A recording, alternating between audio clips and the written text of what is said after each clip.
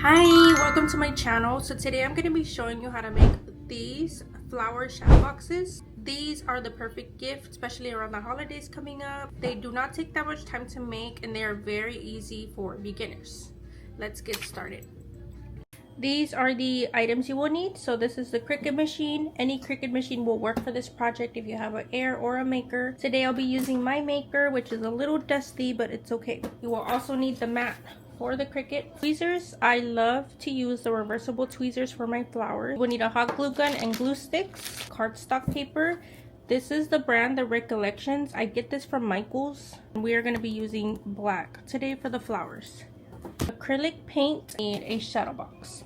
I also get my shadow boxes from Michael's. These are size 11 by 14 and they come in a pack of 2.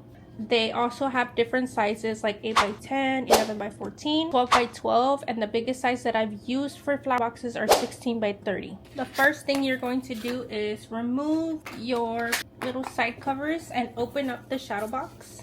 Now you are going to use your acrylic paint and paint this whole thing black. So I went ahead and painted mine and I let it dry a little bit. This is how mine is looking, and now you're just gonna remove this square frame, place it like that, and place this back on there. And this is really important to do because this is gonna be your guide to where the flowers start and where they end. If we didn't have this and we put a flower right here, you would not be able to close the frame, so just keep that in mind. So I have my mat here. This is the flower template that I use on my design space. The size that I have it set up for is 4.67 by 4.34. If you cannot find this on Google, you can also buy it off Etsy. I know they have different types of flowers that you can do, but this is my go-to. I am going to upload a shape and I'm going to make it the size of my paper. My cardstock is size 8 by 10. And once I have this, I'm gonna send it to the back. That way I can see how many flowers I can fit on my piece of paper. Fit 2 flowers at least. I'm gonna go ahead and delete the square and attach my flowers. If you have never cut anything in your Cricut, you are just going to hit next. Select your Cricut. And now I like to cut on heavy cardstock, and then the pressure I put to more. We're gonna grab our cardstock and open it. Place your paper on your mat, making sure that you get it as straight as you can. Make sure it sticks on there. You're gonna hit the blinking light. It's going to cut the shape off of the flower. So I did have to load another colored mat because my pink mat was so dirty that it ripped my paper, and this happens. You have to make sure that your mat is clean enough. Now press the double arrow button to unload your mat. This is what it looks like right now. Carefully take off the piece. This is my favorite part, very ASMR. Beautiful cut. And start taking the flower apart from the mat. This is what your paper flower looks like. Now you want to repeat this process over again until you have enough flowers for your shadow box, and that just depends on the size of your flower shadow box. Now you are going to take your preferred tweezers. I'm going to be using my reversible tweezers. I'm going to zoom you guys a little bit. To open the tweezers and grab the ends. You see that mine is not too towards the middle almost. And you are going to rotate slowly. 1, rotate again, 2, 3, 4, 5, 8, 9, 10. When you hit 10, do not press it at all, just slide down.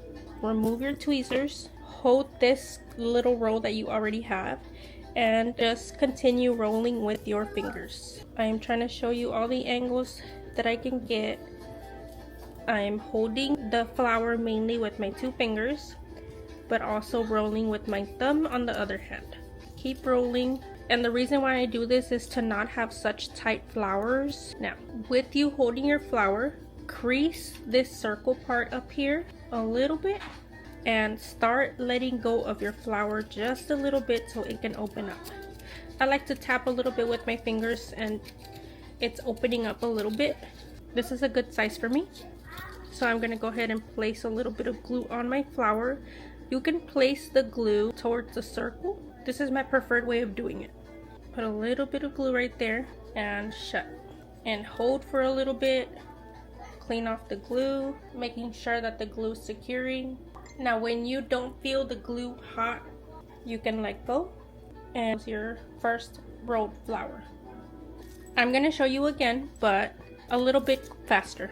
Grabbing my paper with the tweezers like that, rolling 1, 2, 3, 6, 7, 8, 9, 10, letting go of the flower and manually rolling.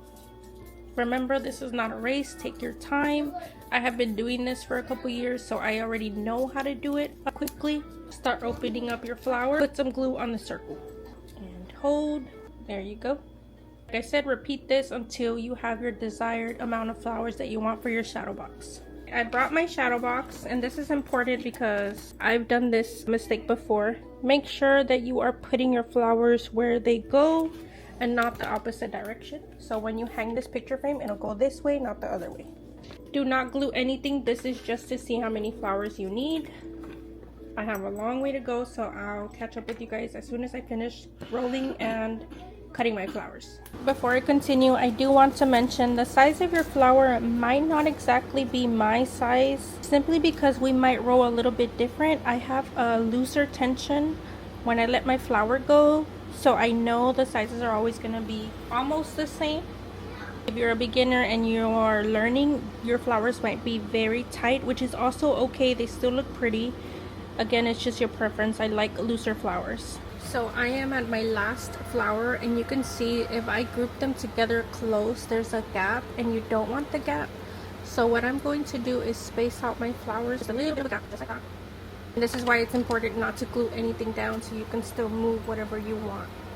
I went ahead and attached my pictures, and I'm gluing the flowers now, being very careful with the glue. Make sure you clean the little spider glues around the shadow box.